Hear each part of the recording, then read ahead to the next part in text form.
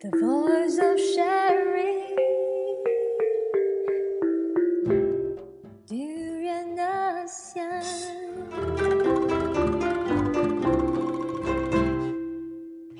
Hey, this is Arlene. And this is Gowri. Hello and good morning. Good morning to you all. I hope you have a great Sunday morning to kickstart the week. Did you just say Sunday morning? Sorry. Oh my God. Monday morning. I'm still in the You're still weekend stuck mood, in I guess. Sunday? Did something really special happen on Sunday that you're still thinking about it? Oh yeah. What? Not What telling anyone. Anyway, to start off our week today on Monday, the beautiful Monday, we start with a news from Singapore. It's prepared by our intern. We have a new intern.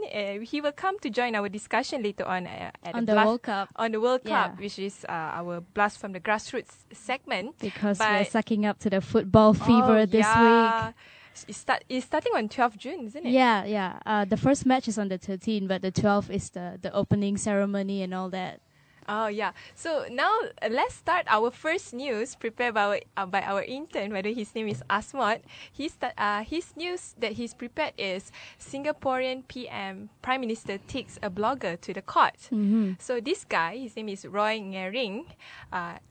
Who maintains a blog, The Hard Truth, has been sued by the Prime Minister for defamation. So Roy, he's a social activist and a critic of the ruling People's Action Party, earlier accused Lee Hsien Loong, which is the Prime Minister, of criminal misappropriations of the Central Provident Fund, or the CPF in short. However, in his blog dated May 23rd, Mr. Ngering admits that the accusation is false. But anyway, yesterday I was following the news on the Singapore story about between the blogger and the Prime Minister Lee Hsien Loong. Okay. Apparently, they started this like fundraising campaign, and to pay off, the sort of the money that he needs to pay for the court. Okay. Because of the defamation law. And it turns out that more people actually provided the money for the fund, that the fund tops more than just the amount of money that is needed to pay for the defamation suit. So it's quite interesting that I think Singaporeans starting to like raise up, from a long silence. Yeah, exactly. Well, even when I was there back then, I spoke to a few Singaporeans. I think it was last year. Turns out they're actually not too happy about the current government. They're getting too complacent because they've always had the support of the people. So now they're very much like us. They're actually trying to give more support to the opposition. So the government has a little bit of challenge, and it doesn't, just assume power and take things for granted. Yeah, and I think this is a very positive turning of event in the Singapore's politics. Especially, he's actually trying to play on a very populist issue, which is the CPF. In Malaysia, probably is some sort of social security net, which is our EPF. Yeah, Because social security will be more US. Yeah. So I think this is a very good opportunity, at least for the blogger himself, to show that, the government cannot simply like just take the money of the people for granted. They should somehow, be transparent on how they use the money of the people of Singapore. So anyway, the next one. What's the story? following news is actually reported by The Star about the MACC. So turns out that they were being probed, and then MACC said, well, there was no case of torture against us last year, so we're good now. Oh, interesting. So there were no complaints last year that MACC had used duress or torture to extract information from anybody in their investigation, according to the MACC Chief Commissioner Tan Sri Abu Qasim Muhammad.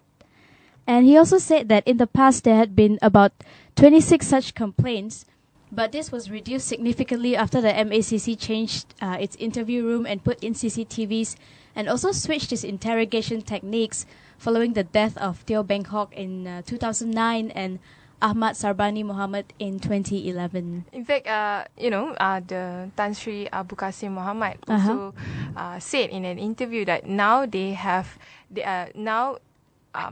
they must make sure that every visitors that, and especially those that under investigation, are monitored closely, especially by CCTV, so that the truth prevails if any incident occurs. That's right. I mean, if they really have nothing to hide, then installing all these CCTVs and changing their techniques shouldn't be a problem, because after what happened with Teo Beng Hock, no one knew whether it was suicide or homicide, and it's been he died in 2009 and the case is still ongoing until today. So I think it's a very good move on MACC's part. So now they're transparent, and if in case anything like that happens again, it'll be much easier to find out what really happened. And when you say if it happens again, the interesting part is it happens quite frequently. Yeah, exactly. Death in custody. In fact, there are a few cases beside the Teo Beng Hock cases.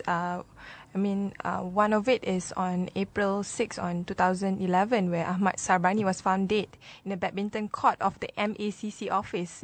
What is he doing in the badminton court? Well, I think those were the two big news that were very controversial regarding the MACC, Teo Beng Hock and Sarbani. Yeah. So moving on to the next one. It's also a news from Malaysia. So it's, the headline of the Star was, "What about Najib's rights? Rais asks Vice Council." That's interesting. Yeah, I think we have a similar problem here, but not quite the same as Singapore, but our PM is also having issues with a blogger online.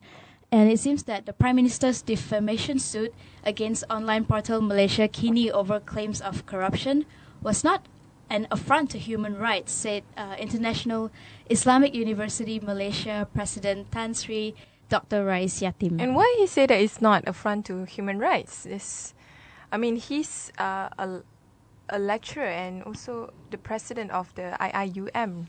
But we do know that Rais can say a lot of, I would say, crazy things over the past, and he always stirs up all these controversies in Malaysia. And I think what happened was Najib was trying to sue Malaysiakini for one of the comments that were posted there, and now Rais is trying to actually fight for Najib's rights. Sort of become his cheerleader, I guess. Kind of, yeah. So, but anyway, he also said that the statement made by the Bar Council is clearly political and is against the rights of an individual to appeal to the Court of Justice, which is such an irony. And Rais, who is also a lawyer by profession and a former cabinet minister, pointed out that Datuk Seri Najib Tun Razak, who is also our UMNO president, had been embarrassed by the unsubstantiated claims of corruption in Malaysiakini, and any individual with dignity would want his name and party to be cleared. But, the Bar Council, the Malaysian Bar Council president, especially Christopher Leong, he said that public figures should uphold free speech and accept public criticism on good governance or accountability. Yes, I agree. Actually, in my opinion, when someone posts a comment like that, or when anyone tries to express how unhappy they are with the current government, when they post an accusing comment, I think by right, the president or the prime minister should look into it and try to understand why did this person, what motivated this person to come up with this comment in the first place. What did I do wrong? Am I not doing my job properly as a prime minister, as opposed to just suing the person who did it. Yeah, he should take a chill pill and just do his job, to me. As a prime minister, always criticism is actually helpful, Exactly. for you to know what is the voices on the ground. So it's important for prime ministers or leaders on top to actually listen to all this criticism. To me, what this criticism goes beyond what is acceptable is when it becomes personal. It attacks your personal dignity, right. and it sort of have untrue, report untrue stories about your family or yourself. Then I think it's totally beyond that. But for this, I think Malaysiakini is totally a credible organization that reports on news that related to politics but then again, and it economy. was just I think one of the comments made by one of the readers of Malaysiakini, but they kind of highlighted that, and so then that offended. Maybe I'm a bit biased towards Malaysiakini because I'm much more pro free speech in this sense. To me, media should have the freedom to voice out whatever that it needs to sort of air. Yeah, which is why I agree with Christopher Leong when he said that Malaysians should be allowed to uphold free speech, and our actually not just our Prime Minister, everyone in our government should start being more open to public criticism, because the reason they are ministers in the first place is because they are serving the public. They're there for the people. So when someone says something, you listen to them. You don't just sue them and say that, oh, you cannot say these things about me, or you can't say that about me, because it's only reflecting what you've been doing, whether you've been doing your job well. If you do everything right, then no one's gonna complain, no one's gonna criticize you, I think. So yep, so definitely agree on that. Voices out, yeah, you should listen to them and think about it instead of just jumping in and suing them and making a big deal out of it. Mm-hmm. So anyway, enough about Najib. We move on to another news about a Malaysian woman. So enough evidence to nail accused who raped Malaysian woman in Jaipur. It was stated by the police in India. So the story goes, the absence of the Malaysian woman who was drugged and raped in Jaipur, Rajasthan, will not impact the prosecution of the accused, as enough evidence has been collected. So the victim's absence will not impact on the prosecution, as the police had already recorded her statement before a magistrate court, and statements under the Code of Criminal Procedure before she left for Malaysia, according to a Times of India report quoting an unnamed police officer. And this 30-year-old victim had related the incident before the magistrate in exactly the same way that she did before the police, he said. So, related to the news, police found semen stain in the car when the victim was raped, and have taken into custody the country-made guns into the accused allegedly used to threaten her. So, and also a soft drink bottle in which the accused has mixed a substance to drug the victim has also been recovered. So I guess they are finally trying to piece all evidence to sort of and like they also find the rapist. To confirm the accused, I think, who is currently in police remand until Monday. Mm-hmm. But I think the story that I find it interesting in India is the amount of rapes happening there. That's right. You think that after that huge incident that happened in Delhi, and there was this girl who was raped, and then she died, and then there was a huge outcry in India with all she this. Was gang raped, actually, isn't it? Yeah, she was gang raped in the most brutal way possible, and she had to be rushed to Singapore for a treatment, but still she didn't make it. And then there was an outcry, not just in India, actually all over the world. Women stood up for her and tried to avenge her death, and held all this demonstration. And you think that things would improve after that, but yeah, it doesn't seem like it. There's still been a lot of rape cases happening there. Yeah, that's true. I mean, another complexity that I find it irony is not just about the amount of rape cases there, but also the slowness in terms of the way the authorities trying to piece the evidence and accuse the rapists and all. In fact, the culture there is, they don't really put such a high emphasis on trying to prosecute rapists. And I just read a few days ago on an Indian politician saying that raping is actually sometimes okay, which I find it shocking for him to give that kind of statement. For being, what was his reason for saying that it's okay? He said that sometimes, he's just trying to justify why men rape, and there's nothing wrong with it. So, that's to me. I think the prevalent point in this issue is the culture of raping is not really a serious crime. It's not, at least not being seen by a lot of people. I think it in goes India. back to our discussion on that day, because I think in India the patriarchal system is still very rife. It's still being upheld. It's something that is so natural for them. They don't even think that there's anything wrong with it. Even if you look at Malaysia, like we are actually still kind of like that too, although we think that we're so modern now and we're all about gender equality, but remember the and a lot of misplaced marriages, yeah, misplaced priority Yeah. in terms of the way news are being reported. I mean, especially at a time where the Gowri and the DNA pork issue was at its very high, Its sort of peak, very, yeah. peak. But at the same time, the news of the 38-man gang raping one minor in Kelantan was also on the news, but it wasn't as highly being reported or sensationalized as compared to the Gowri issue, which I think is is actually a non-issue in a way. So anyway, the next one is we move to Thailand. So arrests as soldiers, police deployed to curb Thai anti-coup flash mobs. This was reported yesterday. So the Thai police arrested 7 anti-coup protesters after a flash mob rally held Sunday outside a Bangkok shopping center in defiance of thousands of security forces deployed citywide to enforce a ban on political gathering. So small and increasingly creative protests have been held since the military seized power from the civilian government on the 22nd of May.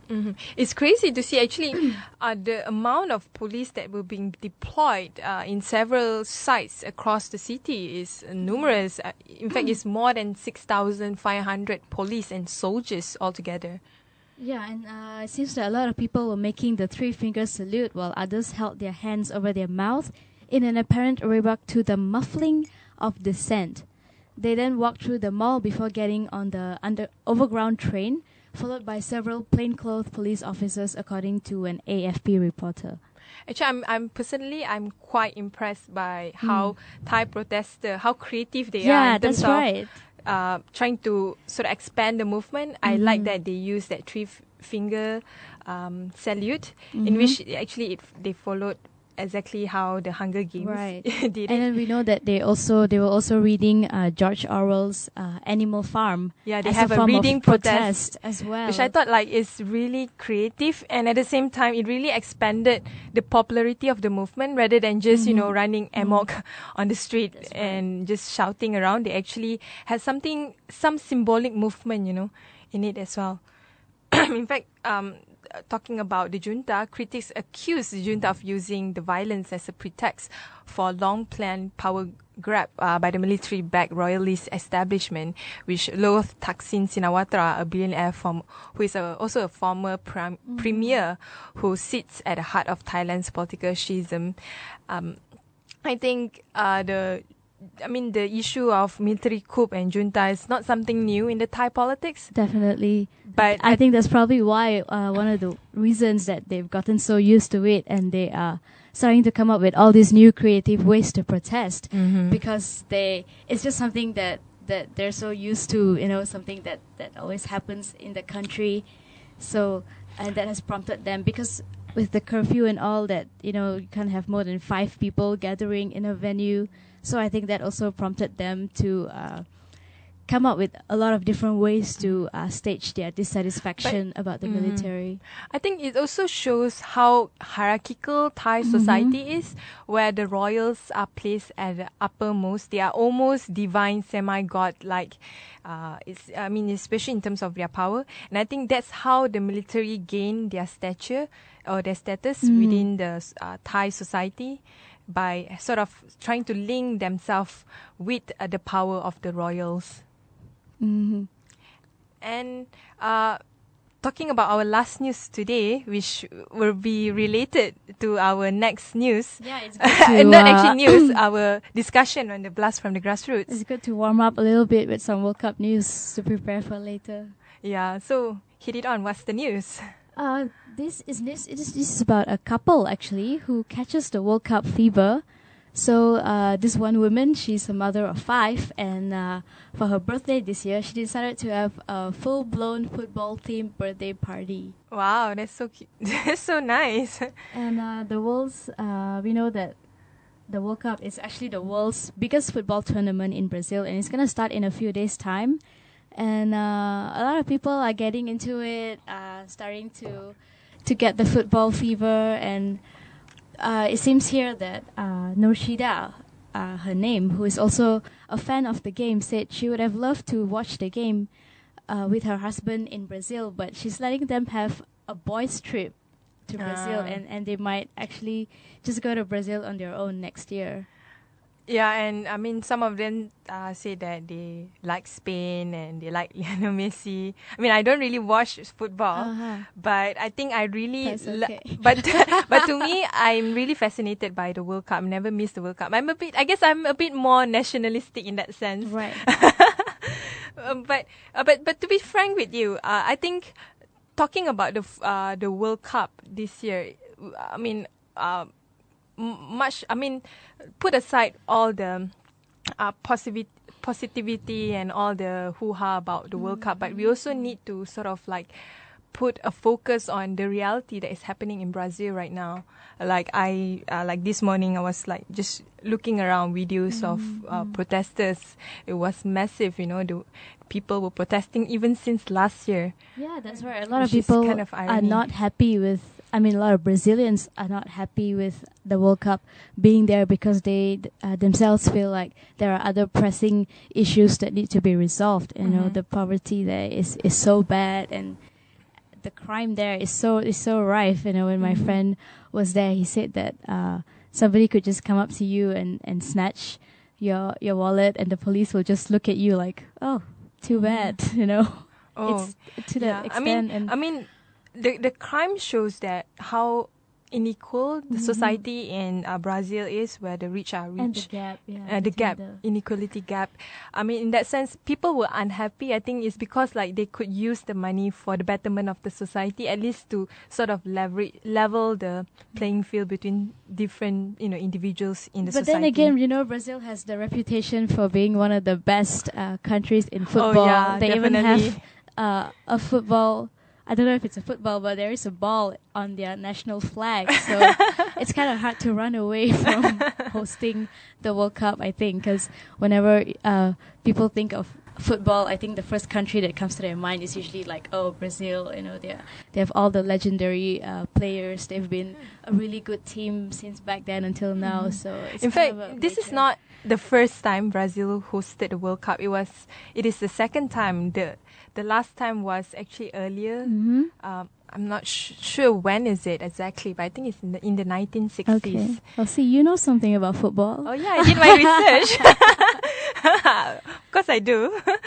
Okay, I think we'll wrap up the news for this morning. We'll be back in a bit for our Blast from the Grassroots session, where we'll be discussing the World Cup and introduction. And I think we'll be having another 4 sessions, right? Every Monday from now on. We will have every week we will report about the World Cup. We will discuss about the World Cup at least once, maybe every Monday. Yeah, I probably think. Monday. Probably every Monday, and we hope that you will get more information about the World Cup, not just about the game itself, but also the whole complexity about how the background of it, and the facts and the history of course the player and the country analysis as well. Stay tuned.